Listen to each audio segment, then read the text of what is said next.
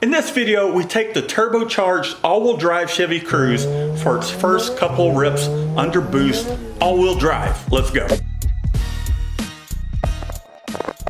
Welcome back to the channel. If you're new, I'm Matt. Let's go ahead and pick up where we left off with the Turbo 1.8 Chevy Cruze project that we've converted to all-wheel drive, baby. In a previous video, we completely welded up the front diff on this car, which just really makes it a pain in the butt to maneuver the car, to steer. So we'll hold on to that. However, let's go ahead and try this limited slip kit that will convert an open diff into LSD. I think it'll work just fine for what we're trying to do, go fast in a straight line. I know, sounds a little goofy swapping these out, but the steering locks with this welded diff, which makes this car no fun to drive whatsoever. So let's go ahead and remove the wheels, pull the axles, the transfer case, the drive shaft, all the things we need to do in order to access this differential, and toss this limited slip kit in with the open differential. Make sense? If it doesn't, let me know in the comments. I'll try and explain it a little better. But let's get some work done, shall we? Let's go. We have the welded differential out of the car. A lot of things have to really come out in order to get to this thing. Now that we have all-wheel drive set up, our transfer case there, the adapter bracket, our custom lower transmission bracket, drive shaft disconnected. So welded diff out. I took the ring gear off of it. We're going to use this one because this is the one that's specifically geared for this all-wheel drive transmission we got from overseas. We purchased another one. I did stack this ring gear on top of this one. This one is a little smaller. So what I'm going to do is I'm going to remove this ring gear and we'll clean this up with some brake cleaner. And then we'll install our limited slip differential conversion kit from racingdiffs.com. There's a little box that it came in. There we are. So let's go ahead and remove this real quick and we'll clean everything up. All right, we got all of our bolts out, in which these things are held in with red Loctite. I don't want to mix up the orientation of these bearings because they're quite nice. We'll put the top one here.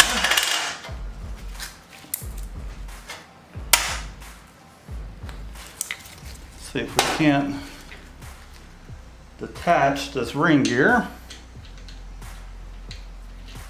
Give it a little love tap.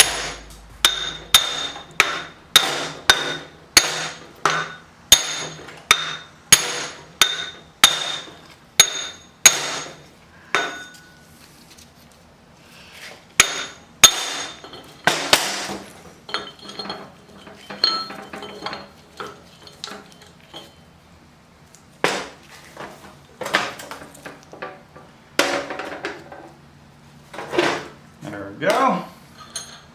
Let's go ahead and set this aside with these extra bolts from the previous diff.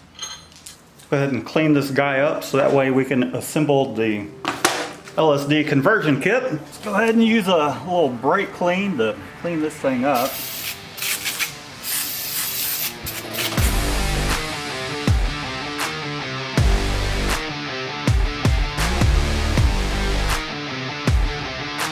Let's prepare this kit. And what we have to do is essentially, these are two little friction discs. The blocks that insert. Just set some of the stuff aside.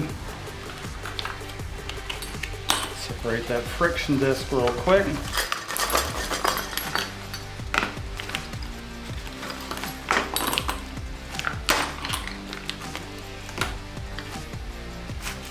Center pin. First thing we need to do, hopefully we can get this to work. Why do I say that?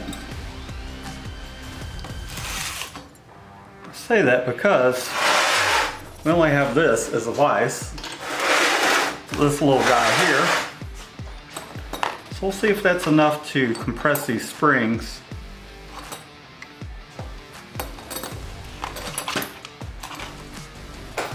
Put the springs in there like so.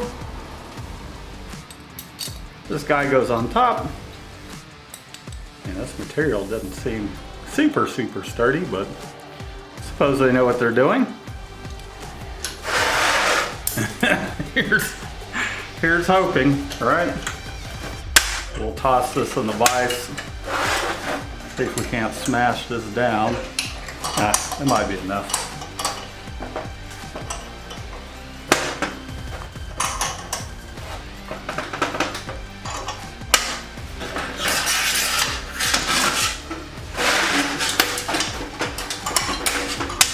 Leverage or something. See if that's enough. Then we'll insert these guys at the end. If I did, in fact, compress this enough. Looks like it. I just need to snug these guys up. Hopefully I'm not in y'all's way so you can see what I'm doing here.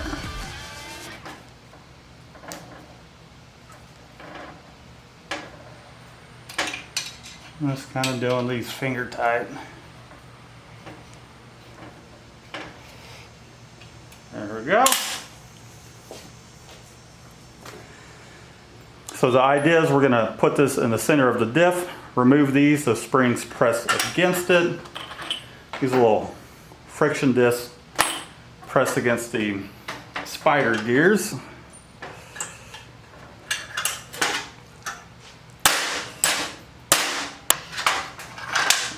Here we are, all assembled. According to the video instructions, we need to use some CVT transmission fluid. Not the best brand, but I don't know, it seems a little silly that we do this step, but that's what they call for. And I say that because we're gonna fill the transmission up with synchro mesh gear oil, in which case we have some good AMS oil stuff, but it says to go ahead and coat this with the CVT transmission fluid. So just following instructions. They're using Motul in the video, but man, all this stuff's gonna wash off anyways, in my opinion. Coat these friction discs. Plop that guy right there. Coat this other one. We'll go ahead and remove our center pin now. Hopefully nothing moves. Actually, let's toss that back in there for now, because it does show them coating these spider gears inside with this stuff, so why not? All right, we're nice and coated. Now we'll remove this center pin here.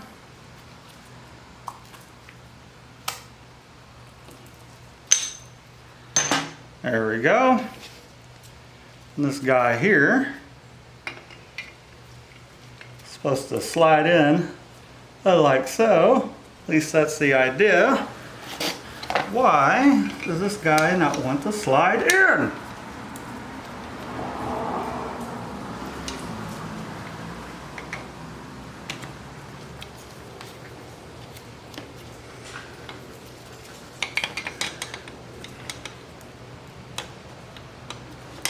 Damn.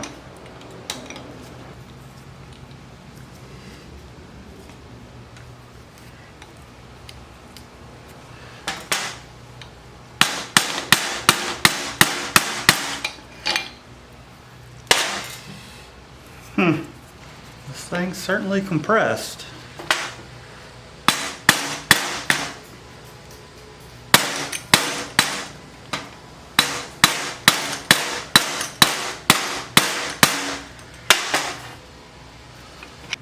Yeah. Well, money down the drain. Doesn't that something? I guess this is just for older models. Not going to work, I imagine, because this is a slightly different design. It's a newer version of it, Gen 2 if you will. Wish they would state such things. Maybe they don't know. Who knows? So we'll just rock the open diff. We still have all-wheel drive. It'll just be open diff in the front and back, and if nothing else, rather than having two tires spin the front, worst case scenario, we have a tire in the back and front spinning. But we're working with what we got here. Certainly we could throw our welded diff back up in there, but I don't know. We'll rock what we got. Not a big deal. Just gonna put a little red Loctite on these. We need to switch out our ring gear anyways. Just only took a couple extra steps. Not too big of a loss. A few $100. Fantastic, but what can you do? Return it, that's what we can do.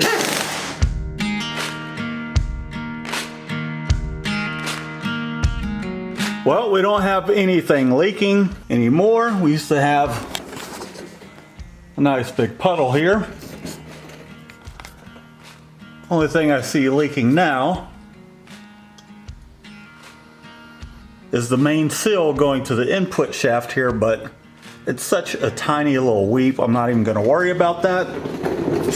So one of the next things I'm going to focus on is servicing the front brakes. It's the same brake pads that originally came in this car. There's still plenty of meat left, but at those 100+ mile/hour speeds, when I hit the brakes, they shimmy a little bit.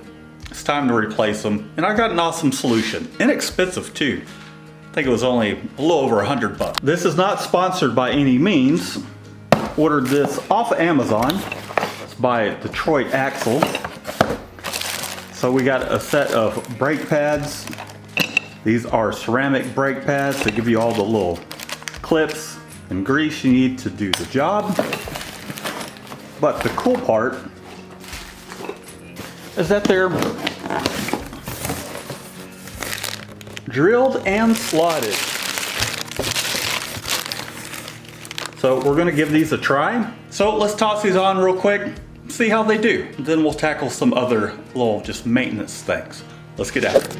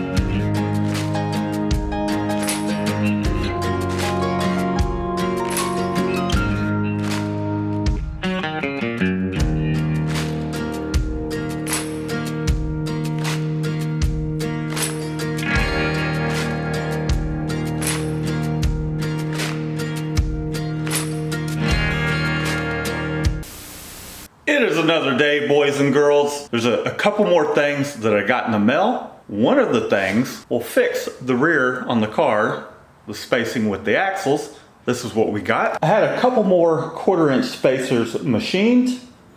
So we may need one, we may need both. These things interlock together quite nice. So I'm gonna toss these in the car. If we need both, we may need to get some longer bolts to install these. So let's go ahead and install those. There we go. We got our spacers all installed in the car. That boot looks much better. It's definitely more compressed, but once the ass end of this thing is fully on its own weight, the angle does go up a little bit more, which will pull the CV joint out a little bit. So I think we are perfect right there. Then the other thing I'm working on is I got a new Gates timing kit. This is just a maintenance thing.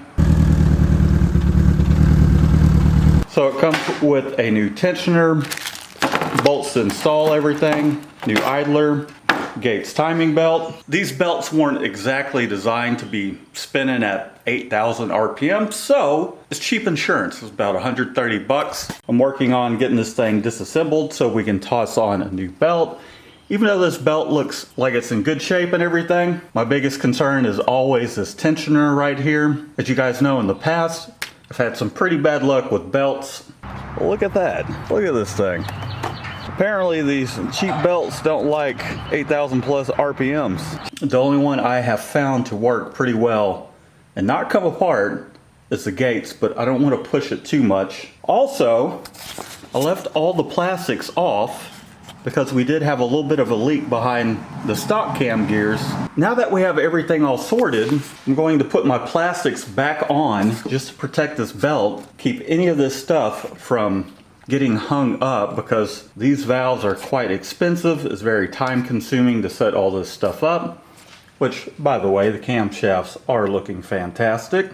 So we're going to remove this belt, take these pulleys off, put our plastic on behind it. We'll put everything on except for our inspection cover, just so we can keep an eye on everything, make sure everything is keeping its tension. We need to get our plastic on down here that has our timing mark and all that jazz, just to kind of help protect everything, keep dirt out of the belt. And we did end up getting some oil on this belt maybe a year ago when we took it to the 8th mile track, and this solenoid came out, that cheap Chinese one.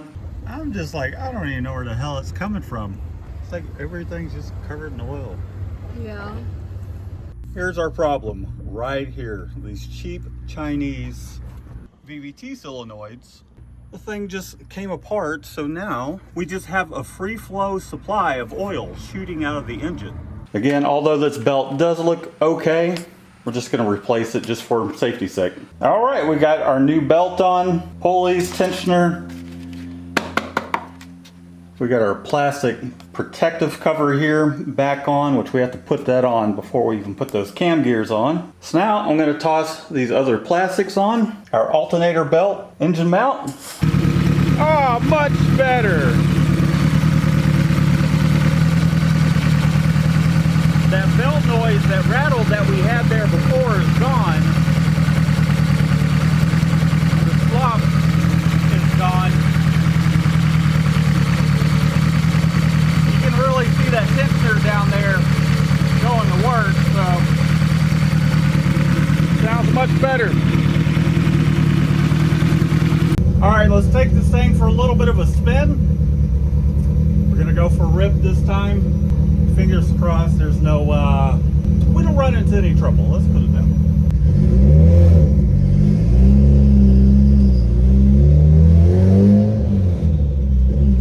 Brakes feel nice.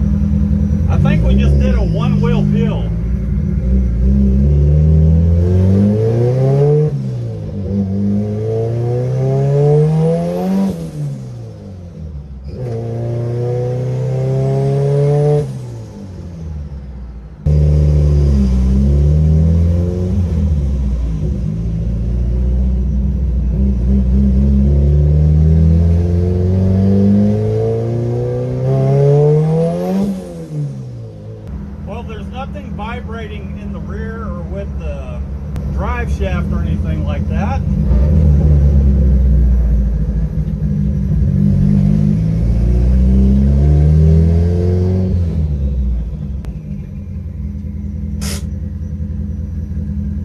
Well, I'm going to go back and look at the video. It didn't throw me back in the seat, so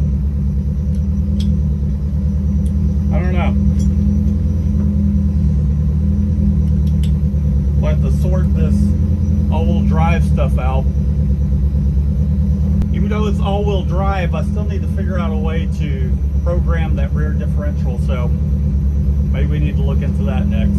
To solve the rear wheels from not hooking up, well, the main issue lies in the tune, but I forgot which wire I had hooked up, which output I had hooked up to the rear differential, so I essentially had to take my dash apart in order to see which wire it was. It's our number 10. But while I was in here, there's something I wanted to do anyways. When I was doing this power steering setup, I completely forgot to weld this support in.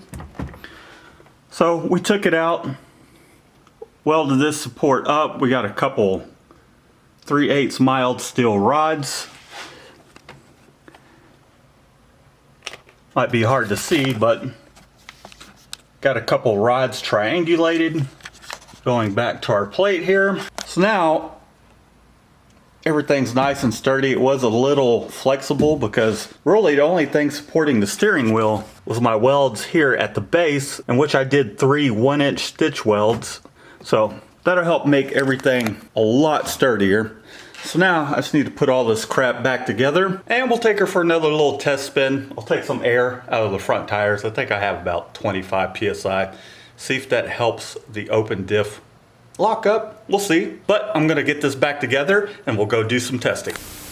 Now that we got that all sorted, I'm going to write in a new tune so that way we can activate the all-wheel drive differential in the back there. Something else I did off camera, I've kind of bounced back and forth between this short throw shifter.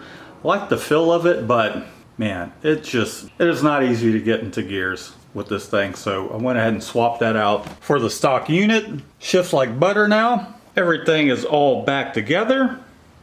We got our tune going in. All right, let's see if we have some control over this rear diff now. See if we can't lock it up, see if we notice anything different as I go in and make changes to the tune of the computer. So let's find out.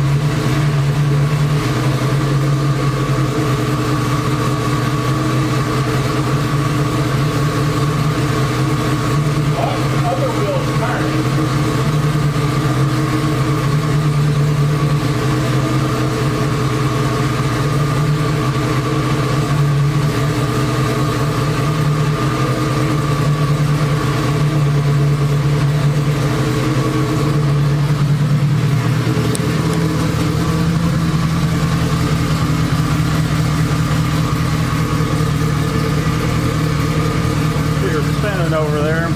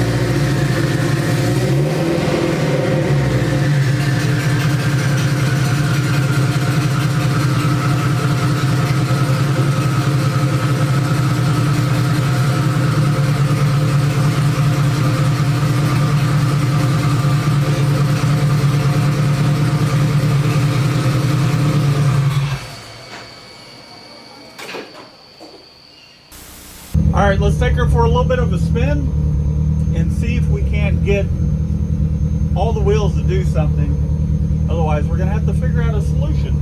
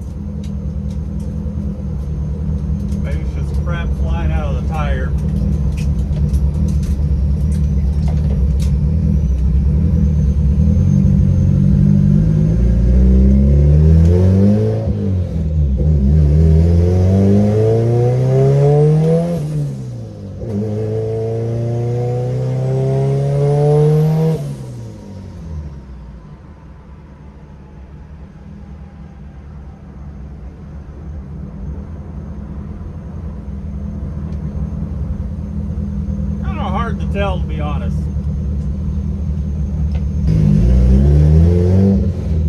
It feels like the back's pulling, or pushing, I should say.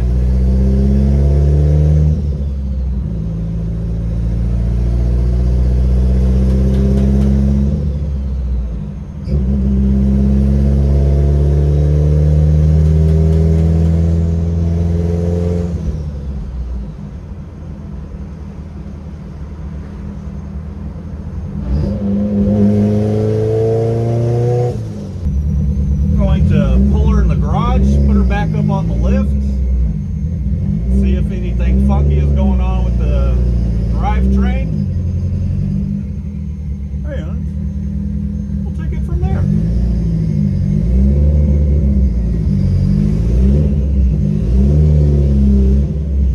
Well, everything is looking okay. Nothing crazy going on.